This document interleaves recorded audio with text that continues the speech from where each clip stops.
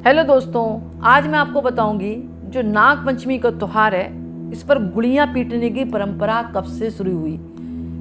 पहले भी गुड़ियाँ पीटी जाती थी, आजकल भी पीटी जाती है, लेकिन शहरों में अब नहीं पीटते। लेकिन ये पीटने की परंपरा कैसे चालू हुई, इसके पीछे भी एक कथा है। एक तक्षक नाग के काटने से राजा परीक्षित की मौत हो गई थी, सभी को पता है। कुछ वर्षों बाद तक्षक की चौथी पीढ़ी की कन्या का विवाह राजा परीक्षित की चौथी पीढ़ी से हुआ। विवाह के बाद उसने अतीत का यह राज एक सेवका को बता दिया। कन्या ने सेवका से कहा कि वो ये बात किसी को ना बताए, लेकिन सेवका पर रहा नहीं गया, उसने ये बात दूसरी सेवका को बता दी। इस तरह बात फैलते फैलते पूरे नगर में फैल गई। ये बात जब तक्षक के राजा तक पहुंची तो उन्हें क्रोध आ गया। उन्होंने नगर की सभी स्त्रियों को चौराहे पर इकट्ठा होने का आदेश दिया। इसके बाद कोड़ों से पिटवा कर उन्हें मरवा दिया। राजा को इस बात का गुस्सा था कि औरतों के पेट में कोई बात नहीं पचती, और इस वजह से उसकी पीढ़ी से जुड़ी अतीत की एक पुरानी बात पूरे साम्राज्य में फैल गई। मान्यताओं के अनुसार तभी से ये गुड़िया पीटने की परंपरा नाग पंचमी पर चालू हुई। तो दोस्तों, एक बात तो ये भी आती है, आप सभी जानते होंगे, पुराने लोग भी जानते होंगे कि गुड़िया पीटने की परंपरा पहले थी, अब नहीं है। लेकिन एक बात और भी इसके बारे में बताई जाती है कि एक जो था भोलेनाथ का परम भक्त था, जो शिव मंदिर जाकर पूजा करता था, नाग देवता के दर्शन करता था। भक्त हर दिन नाग देवता को दूध पिलाता था। धीरे धीरे दोनों में प्रेम हो गया। नाग देवता को भक्त से इतना लगाव हो गया कि वो उसे देखते ही अपनी मणि छोड़कर उसके पैरों में लिपट जाते थे।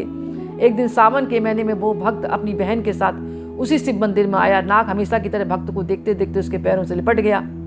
यह दृश्य देखकर बहन भयभीत हो गई और उसे लगा कि नाग उसके भाई को काट रहा है। बहन ने भाई की जान बचाने के लिए उस नाग को पीट पीट कर मार डाला। इसके बाद जब भाई ने अपनी और नाग की पूरी कहानी बहन को सुनाई तो वह रोने लगी। वहाँ उपस्थित लोगों ने कहा, नाग देवता का रूप होते तुमने उसे मार दिया, इसलिए तुम्हें दंड मिलना चाहिए।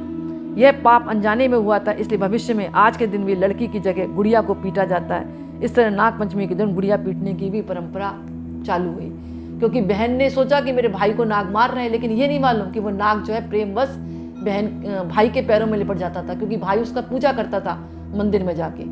तो बहन ने जब देखा कि मेरे भाई के पैरों में लिपट गया सांप, वो तो प्रेम की वजह से लिपटा था, लेकिन बहन ने उसको पीट पीट के मार दिया।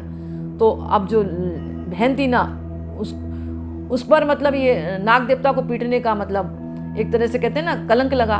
तब वहाँ के जो लोग होते उन्होंने मतलब पीटने की परंपरा चालू कर दी। लड़की की जगह उन्होंने गुड़िया को पीटा, क्योंकि लड़की ने क्या कहता माफ़ी मांगी। तो उन्होंने कहा फिर भी दंड तो इसको मिलना ही चाहिए भविष्य में, ताकि आगे ऐसे कोई कृत्य ना कर पाए।